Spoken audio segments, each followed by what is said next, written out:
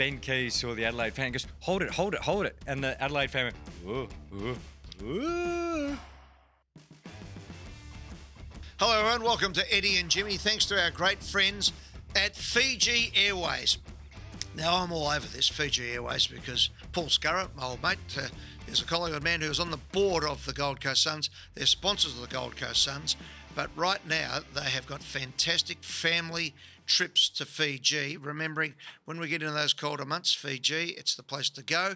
And they've got everything from thatched huts, as I always joke, right the way through to places like Kokomo and these amazing resorts at the very, very top end, but everything in between. So Fiji Airways, cheapest chips leaving, and they're the ripping planes, the new planes, the Airbuses, and you can also use your frequent flyer points on One World. But not only that, James, but can I tell you this, Jimmy Bartel, that you can go up there, fly to Melbourne, straight in, have a couple of days, go to a resort, and then boom, into Vancouver, LA, San Francisco, and Dallas, or vice versa. Goes bang straight up. It's only a little stopover, a couple of hours, great conditions, they look after you, the happiest airline in the world. Go to America, then come back, have a couple of days or 3 or 4 days in Fiji before you come back to Melbourne. Absolutely world class. If you wanted to go and take the kids to Disneyland or something like that, I'm telling you, that's the way to go. Bulla Bulla, Paul Scurra. I have 3 kids. Have you really? Yeah. Bulla. Bulla Bulla, Mr. Scurra. Well, my son flew back from America. Richard can't stop having kids. Exactly. How many you got, Richard? 4. Richard needs a TV. Jeez, exactly. All right, let's get into it. Ben says, goal kicking. Do you think the advertising on the fences and the grandstands maybe affect goal kickers? A lot of advertising scrolls left to right or moving as the players are coming in to kick. I'm picking up what you're putting down, Ben. No, players do put time into it. Like I don't buy, they don't put enough time into it. And if you want to prioritise it, you can. I'm not saying all players should do this, but property stewards are great people at footy clubs. We've come across them. At the end of each season, I'd always used to go to the property steward and I'd sling him some extra bucks to buy some of the old footies off him, make sure it ended up in his pocket because you had to move them on anyway. Yep. And I'd keep a bag of footballs in the back of my car, and it was 2-part. 1, I wanted to work on my goal kicking, but 2, it was a mental thing to remember why I love playing football so much. And I'd take probably at least once a week, I'd go find a local oval or a school oval, and often there'd be a kid there somewhere, and you go, hey, you want to kick some footies back? And I'd find 10 spots around the 50 until I slotted 10 in a row. And then I'd throw them in the back, and I just felt like, 1, it reminded me how good the game was because that's what you used to do as a kid. Yep. Even when you're in your 20s and your AFL level with the pressures. But 2, I was helping my game.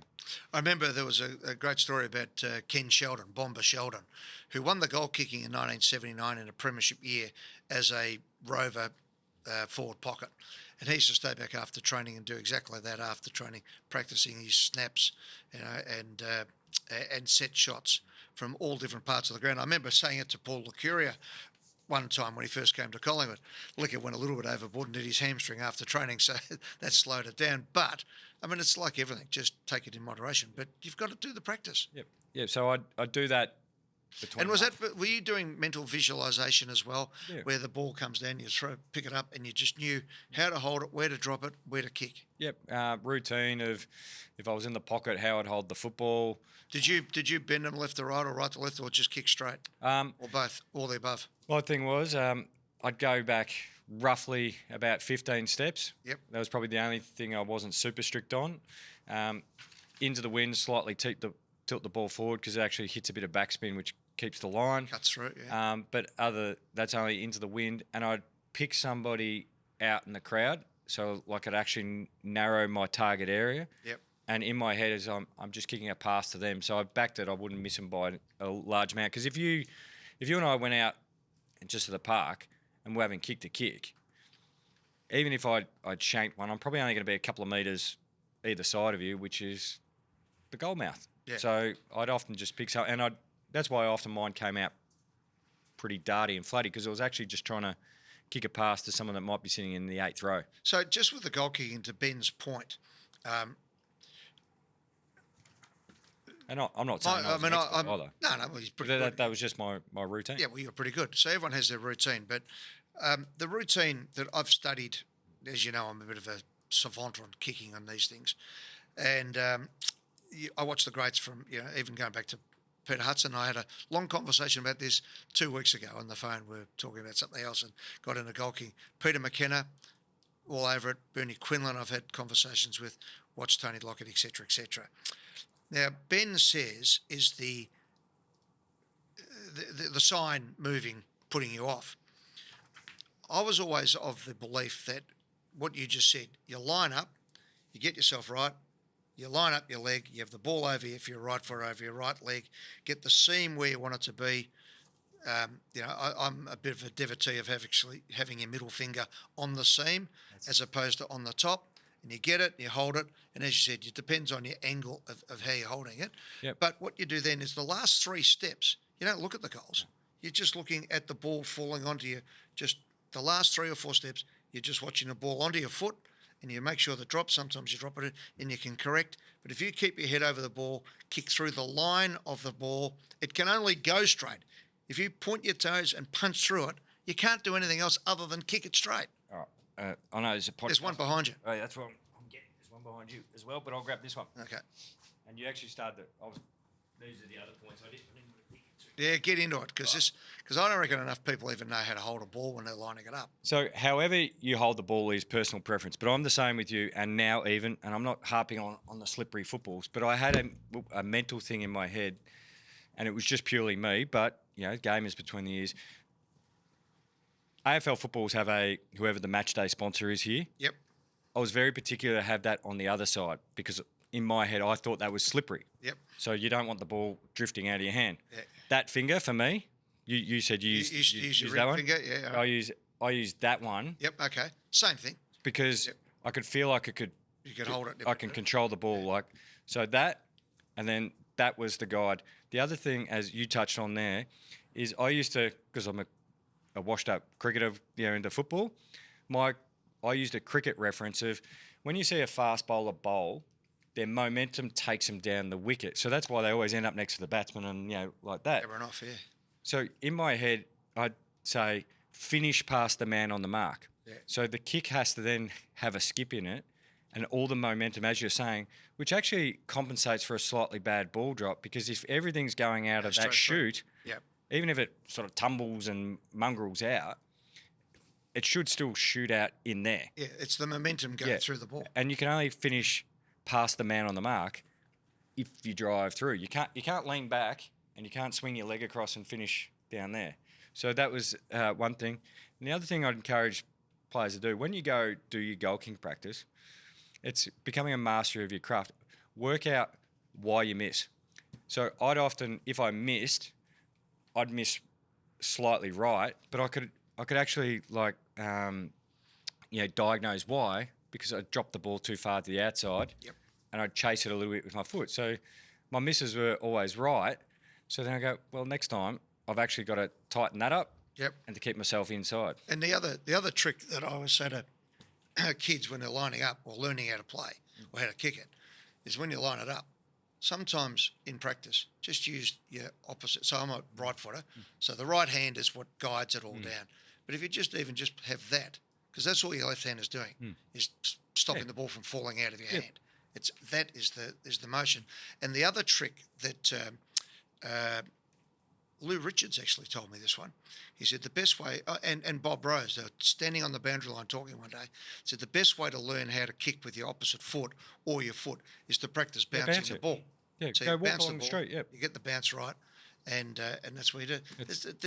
I don't think that people get taught enough of that these days. And then learn how to kick a torpedo. Yeah, it's the muscle memory. And then what we were talking about before is, so there's the camera. That's me. Yep. Into the wind. Just might be as simple as that. Because it actually, you hit the back out of it and you create more revs. And the other one, if I could put to you as well, is to kick it sometimes a little bit flatter to get more of the meat of the ball, to get the distance. A lot of people now hold it like that and they're hitting there. If it tumbles forward at all, you've lost control of it. But that was Peter Hudson's go. Kick the sweet spot gets bigger in that situation. Yep. Could talk all day about this sort of stuff. I love it. You can only work that out if you go and just play around with it. Yeah, and it's interesting. Again, my son's makes a living out of kicking football these days in America. Excuse me, and they're all over. They've got the smaller sweet spot, and that's why, when they kick the ball, they call it a rugby punt. It's a drop punt, but what they do though is they do point the ball out a bit because the point it's breaks harder. your foot. Yeah. But if you get underneath it, you can really get almost the benefit of having the torpedo as well as getting a drop punt and the accuracy. Anyway, Ben, I don't think it's the advertising. I think it's actually people not knowing the craft at times. Correct. Craig, you can. I really like the last touch out of bounds rule, but 2 improvements could be made. 1, we're trying to cut down game length, yet they stop the clock each time. It's a last touch free kick. Why? They don't do it for other free kicks around the ground, so they're effectively saving 15 seconds on a boundary thrown, yet wasting 10 seconds by stopping the clock. In rare cases that it needs to stop to retrieve the ball, just have the umpire blow time on like everywhere else. Lee Matthews, again, on your 3AW show on Saturday, said exactly this. We have too much time-ons added. You don't need to. Yep. And guess what else? If it goes through for a point, the ball's there. Yep. You're not waiting for the cheer squad to throw it back anymore. Go get the ball, play on. Did you see the one at Adelaide Western Bulldogs? Yeah. Ball dribbled out, and Ben Keys saw the Adelaide fan and goes, hold it, hold it, hold it. And the Adelaide fan went, Can I give a confession? So, remember when they started bringing the multiple balls, right? Yeah. So Mick Malthouse was very keen to slow things up. So we went down to the cheer squad before the game one day. Well, Mick sent me down to the cheer squad. He said, you go and talk to him. He said, this is what I want. So what would happen is we got them so that the ball got kicked through for a behind. Whoever had the ball either threw it to somebody who was a designated thrower or at least hold it. And when the fullback went and picked the ball out as he was lining up, you'd hurl it on. So the umpire would stop the game and get a break. Worked a treat. That's naughty. Worked an absolute That's treat. very naughty, Ed. Very good.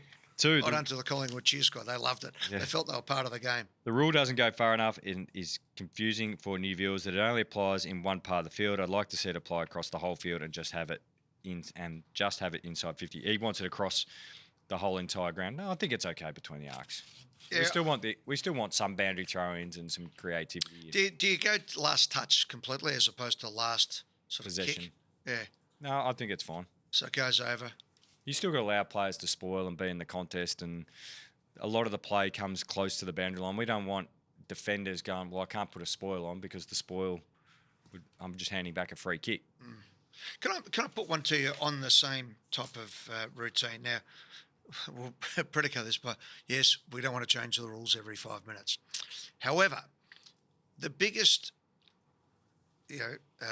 wet lettuce on a game of football to me is when you kick the ball long, you've got it up your end of the game, and everyone just punches it over the line out of bounds.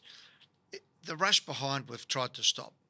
Why don't we just get to a stage that if you rush it through the goals, it's a free kick? Right? If you rush it through the points, it's a free kick. So that you actually try and keep the ball in play. So if you get the ball on the goal line, you've got to try and handball to the pocket. And your back pocket's got to get up there and be around there. And keep the ball in play being the nature of the game. The idea should be to try and score a goal rather than defend. It's been pretty much in play for the first couple of rounds. Yeah. Anyway, I'd one to consider. I'm not dying in a ditch over it, but no, I think every rule has been for attack pretty much in the last couple of years. You're next, Joel. Traditional Guernseys or jerseys. Guernseys. Jerseys. The Guernseys. I know they get you fired up. Jerseys in Sydney. I'm confused about Eddie's stance when it comes to Collingwood's jerseys. Guernseys. He's going on about how important it is to keep the traditional look, which is great, but he is responsible for the swooping Magpie Guernsey, Yep. which is one of the fan favourites and one we'd like to see come back in some form for Gather Round. Why would Eddie be against this when he's the one who introduced this? I, in fact, designed it. There you go. Because we were at that stage, when I came in, there was a contract with Adidas, and they had 2 jumpers. And yes, I did design it. And I actually don't mind that. Yeah, I don't mind it. The main thing for me is that the black and white stripes have to always be there. Yeah. Okay. Now, we moved away from that because I actually like the idea of any kid who buys a Collingwood jumper turns up and they're going to see their Collingwood jumper. Now, it might be white and black or black and white, but I like that. And I think it's a difference. I don't mind selling it for kids to wear to the game because, it's a Collingwood jumper. And I thought it actually looked really good. And it was at the time when I was trying to get Collingwood to be more black and white as opposed to white and black, which was the game that I told you about against Geelong, where it just looked like everyone was an umpire running around. It was just white everywhere. All right, Ed. This is from Nick, president for a day. Yeah. A question for Ed. Imagine that you wake up, I'm going to add some bit, in nightmare sweats and fits and crying, and tomorrow you're president of Essendon. Could have been. My family broke for Essendon. I know. Yeah. That's why I just add a little bit of mayonnaise to it, Nick. What is your plan to bring this club back to its relevance and to provide some joy to a supporter base who are at their wits' end? Look, I think that the Bombers are a great club. Okay, they're hitting rock bottom now. They've got to stick now. Andrew Welsh has been president for 2 weeks. Don't convict him on 20 years. Okay. No, I don't think there's anybody. And there have been good presidents along the way, and people have a go about David Evans, who's a good friend of mine, I declare that, but he built the hangar, going forward. So the Bombers have got to come back together again. I mean, look, I don't know what the situation is now. I think Andrew Walsh has got on top of it, but they had far too many coterie people having too much to say. You've got to get everybody in, feel part of it, but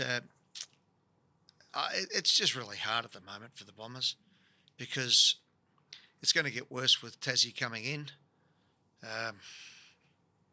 It's just really hard. All right, so what would I do? I mean, yeah, you just got to get everybody.